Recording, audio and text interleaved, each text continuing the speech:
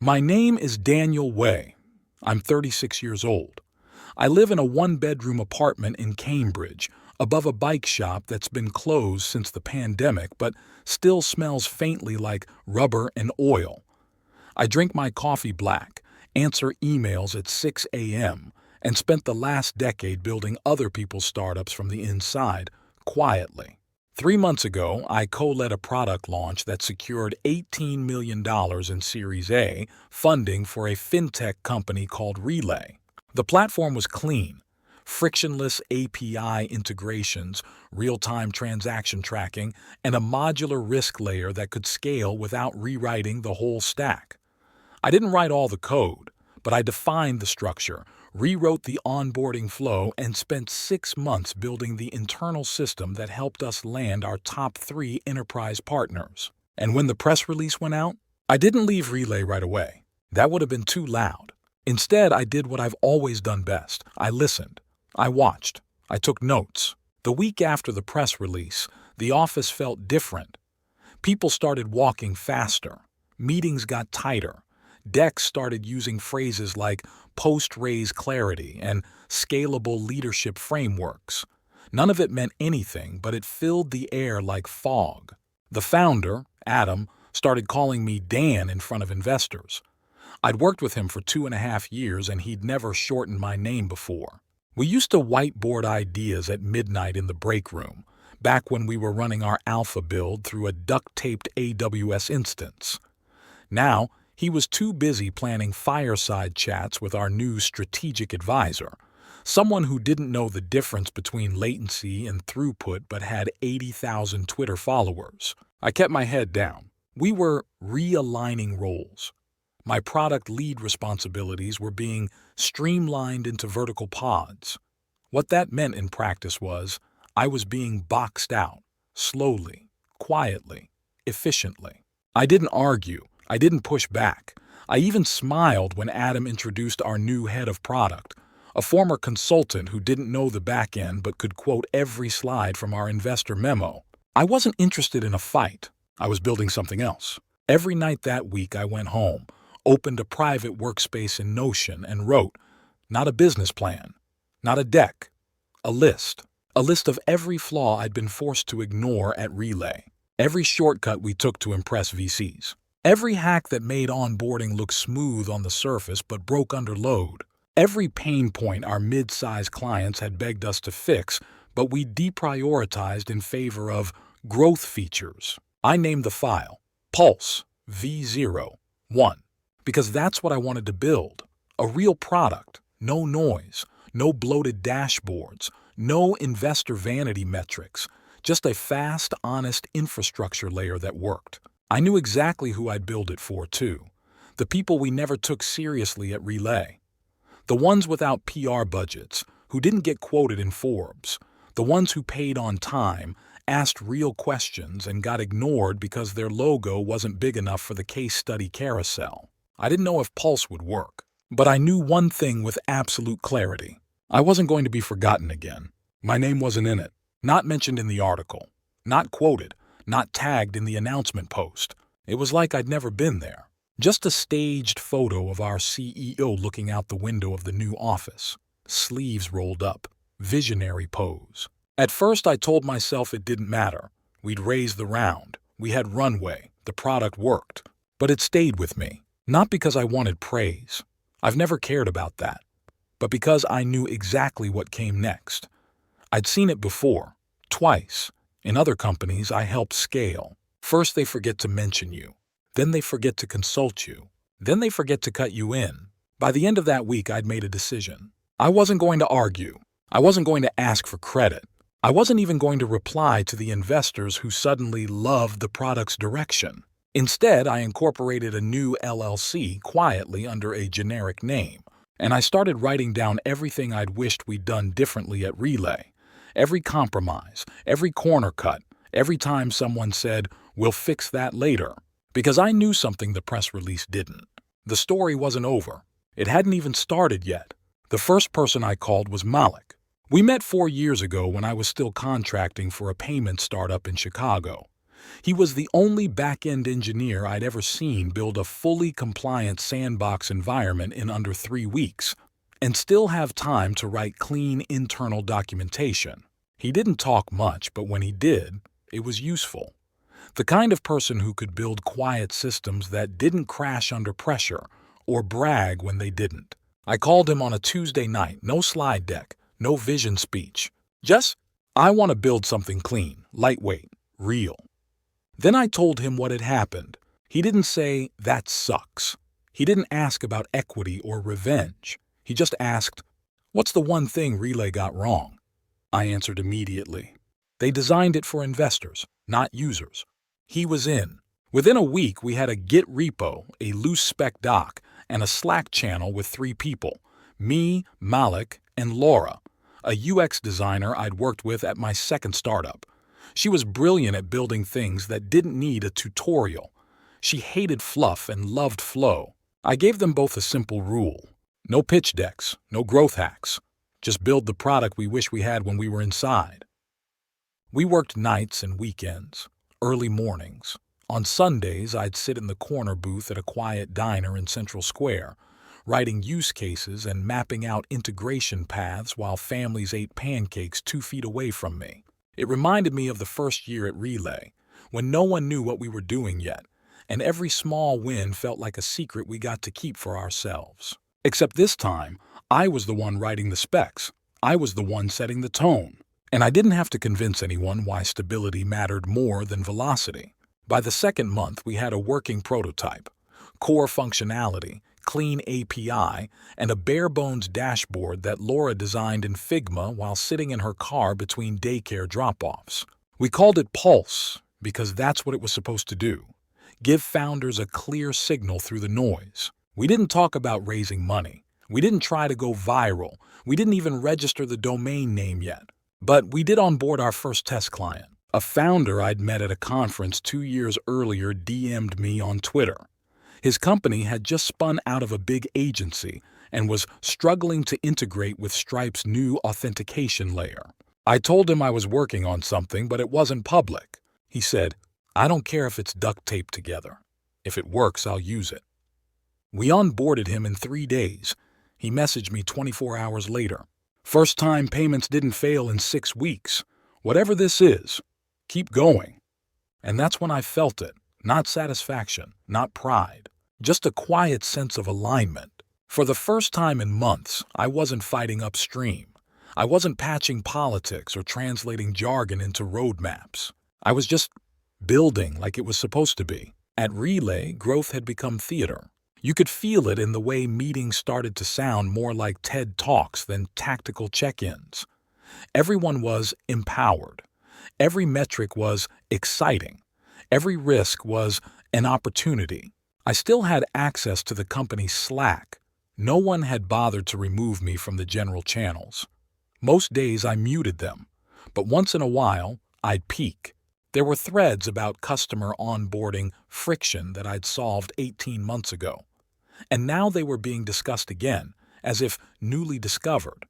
Threads about latency spikes, about retention drop-off in week 3, about API timeout rates during volume bursts. All things I documented, all things I'd flagged, and all things that were being treated like mysteries. I didn't say a word.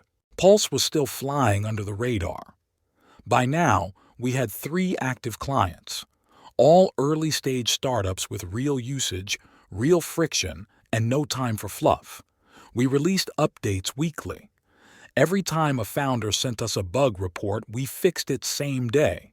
Laura built a feedback button into the interface that let clients submit pain points straight from the dashboard. The first week it launched, we got 17 detailed comments. I read every single one. Malik refactored our webhook listener after midnight on a Sunday because one of the founders said it felt sluggish. No one asked him to. He just wanted it to be better. We weren't building a brand. We were building trust. Meanwhile, Relay launched a rebrand. I saw it through a LinkedIn post, new logo, redesigned website, and a blog post from Adam titled, The Future of Finance, Building with Courage. He always liked the word courage. He used to say it in investor meetings like it meant something specific, like it could substitute for actual product decisions. The blog post didn't mention product once, but it did mention partnerships, big ones, household names, impressive headlines. Except I knew something he didn't. One of those partners had emailed Pulse the week before, asking for a demo. I took the call myself. It was a guy named Eric, director of engineering at a growing subscription platform. We'd spoken once during my relay days when he'd asked about reliability during high-volume periods. He never got a clear answer. He remembered that. Now he wanted to try something different. He told me, "We're tired of babysitting infrastructure that should just work. I don't care how new your product is. If it's fast and stable, we'll use it." That night I couldn't sleep. Not from adrenaline, from clarity. This wasn't about catching up to Relay anymore. It was about leaving them behind without needing to say a word. I didn't build Pulse to compete, but competition had found us anyway. I started seeing it in little ways. One of our clients told me their Relay account manager suddenly offered to personally optimize their billing workflow after months of silence. Another said they received a call from someone high up, asking why they were moving off Relay and what Pulse was. We weren't even public yet, and already we were being watched. I called a quick meeting with Malik and Laura. No panic, just clarity. I told them, "We stay lean, we stay quiet, we don't take bait, just keep building." They both agreed. Laura said, "They can't fight what they can't see." And Malik added, "Let them keep looking in mirrors. We're already out the door." That week we quietly onboarded our fourth client. We didn't post about it. We didn't celebrate. We just fixed 2 bugs, shipped a better log viewer, and moved on. By month 4, Pulse was quietly powering the payment infrastructure of 5 growing startups, all of them previously connected in some way to Relay. None of them had come from outreach, none from ads, just referrals. That was the part that kept Adam up at night, though he didn't know it yet. You can compete with marketing. You can drown someone with budget, but you can't outrun quiet reputation. Pulse didn't even have a website, just a basic landing page with a Calendly link and the words, "We make payments work the way they should." Nothing else. But that was enough. Because for the people we were building for, engineers, ops leads, founders tired of Band-Aid tech, promises didn't matter. Uptime did. Support did. The ability to hop on a 15-minute call and get something fixed without being routed through a customer success manager in another time zone. Meanwhile, Relay was getting louder. New VP of Platform Success, new C-suite titles, new buzzwords. They launched a podcast. They rolled out a beta feature I'd proposed over a year ago. Except now it was slower, more complicated, and buried under 3 onboarding calls. A friend who still worked there sent me a screenshot of the internal Slack thread about the feature. It included a message from a product manager asking, "Who actually wrote the original spec for this?" Nobody answered. It took all of me not to reply with a photo of the original draft, time-stamped in Notion under my old personal workspace. I didn't need to. That same week, we had our first real stress test at Pulse. One of our new clients, a delivery startup, had their app featured on a national morning show. Traffic spiked 4x within an hour. We hadn't planned for it. We weren't technically ready, and we didn't break. No slowdowns, no API failures, no billing errors. Pulse held. Malik called me after the metrics rolled in. He's not the sentimental type, but that night he said, "This isn't a prototype anymore." I knew what he meant. We weren't just the scrappy alt. We were infrastructure now. And infrastructure either works or it doesn't. There's no middle. I walked home that night through a cold drizzle. No umbrella, just a jacket zipped to the top. Boston was loud and wet and alive, and for the first time in months I felt still. Not excited, not victorious, just still. The next morning I got a text from Priya, a partner at the fund that led Relay's Series A. I hadn't spoken to her since the week after the press release, when she called to check in and told me I was a real asset to the team. Her message was short. "Hey, are you free to talk this week? Something interesting came across my desk." No emojis, no details. I didn't respond right away. Instead, I opened the Pulse Metrics dashboard and watched traffic climb in real time. Every transaction was a vote. Every uptime check a quiet headline. Every developer who chose us over Relay, without ever knowing my name, was a kind of justice I didn't have to ask for. And for the first time since I walked out of that office, I started thinking bigger. Not out of ego, out of clarity. Because I wasn't building this to match what Relay had done. I was building the version we should have built in the first place. And this time, no one was going to cut me out of the story. I waited 3 days before replying to Priya. Not to play games, just to make sure I wasn't responding emotionally. I needed to be clear, not reactive.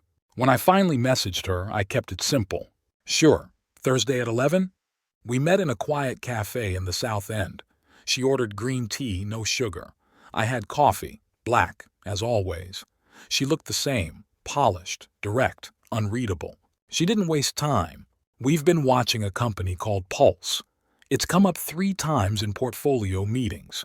2 of our newer founders are using it. I didn't respond, just listened, she continued. There's something different about it. The feedback isn't just good, it's specific. Fast onboarding, human support, no fluff. They're comparing it to early days Stripe, but lighter. Then she looked directly at me.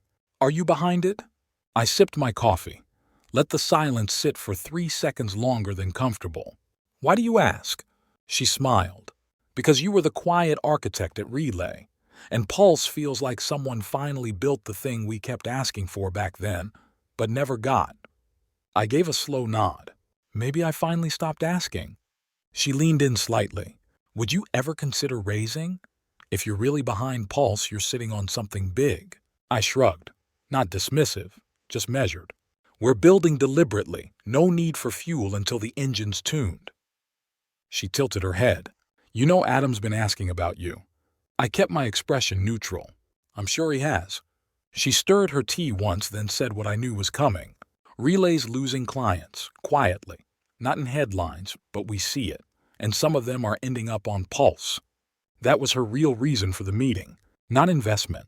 Reconnaissance. I finished my coffee and placed the cup down with care. If they're switching, I said, maybe it's because they finally have another option. She paused, readjusted her tone.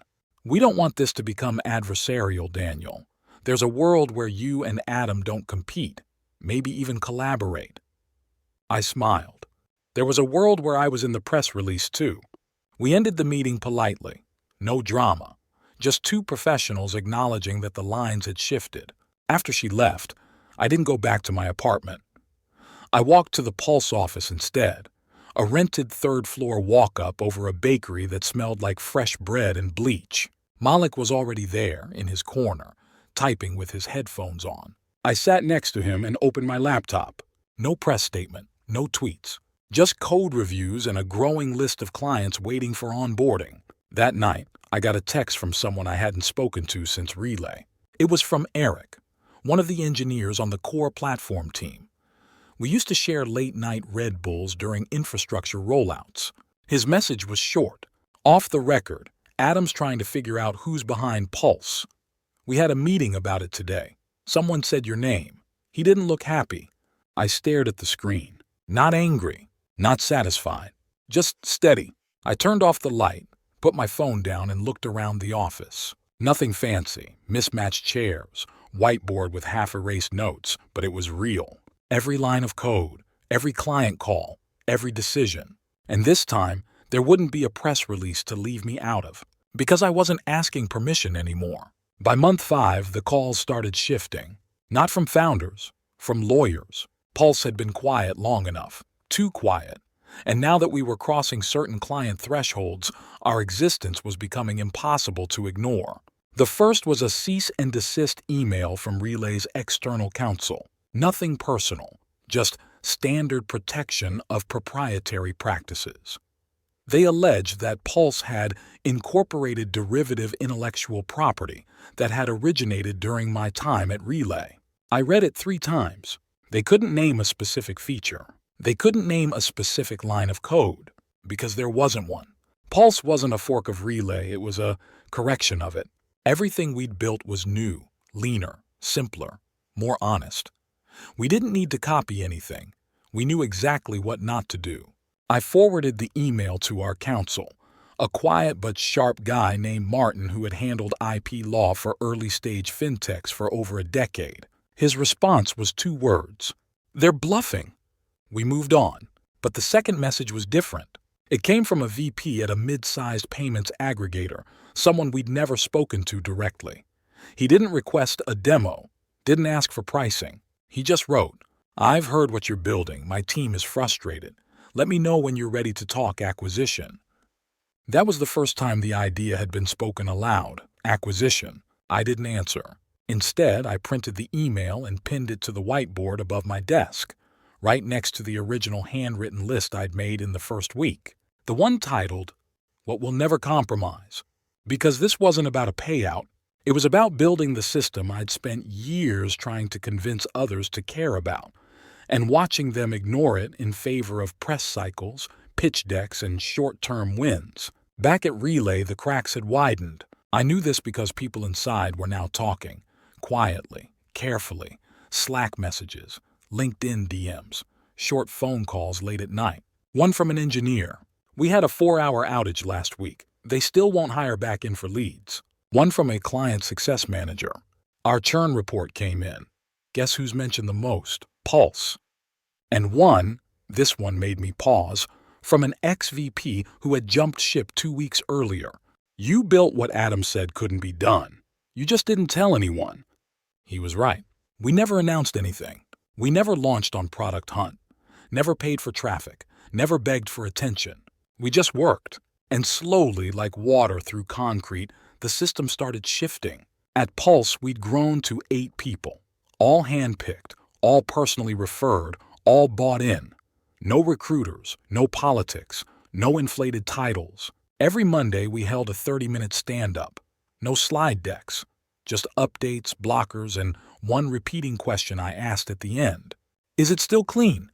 Because that was the metric that mattered, not users, not ARR, clean. Clean code, clean priorities, clean incentives. Then, on a quiet Thursday, I got a call from a number I didn't recognize. New York area code. I let it go to voicemail. A minute later, the transcript appeared on my screen. "Hey Daniel, it's Adam. Not sure if this number still works. I wanted to talk. About everything, I guess. Call me back if you're open to it." No apology, no explanation. Just a thread, hanging in mid-air. I didn't respond. Not because I was angry, not anymore. It's just that I didn't owe him anything.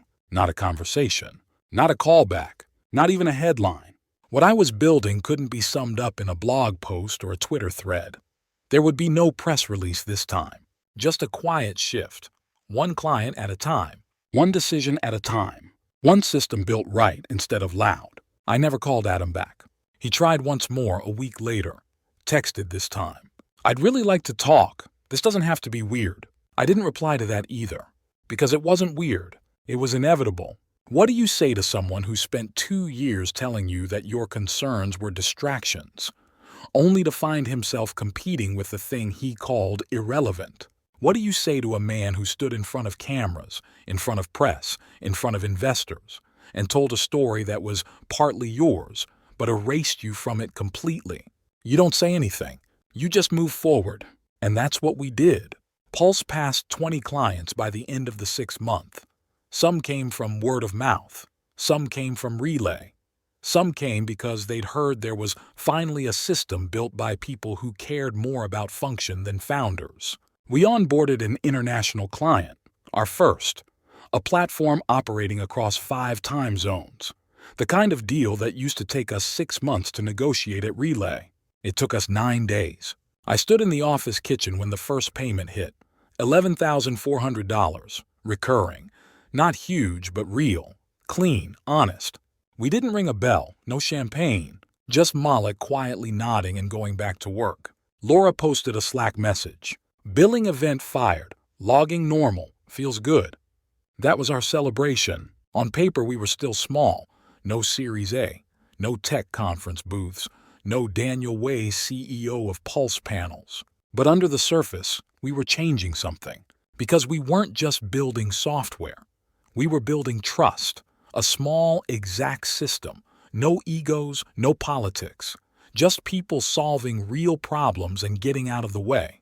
And Relay? They stopped posting on LinkedIn.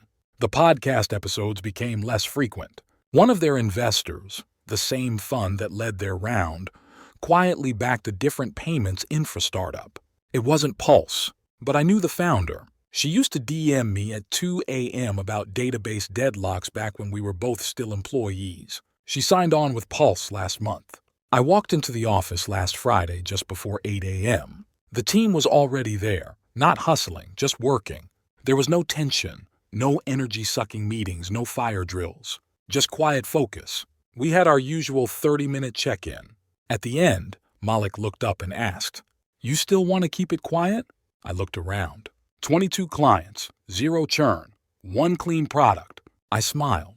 Let them keep guessing a little longer. That night, I passed by a billboard promoting another tech founder in a tailored blazer. Bold quote in all caps, smiling like he just solved capitalism. I didn't even look twice, because I already had what none of them could print. Something clean, something real. And this time, the story was mine.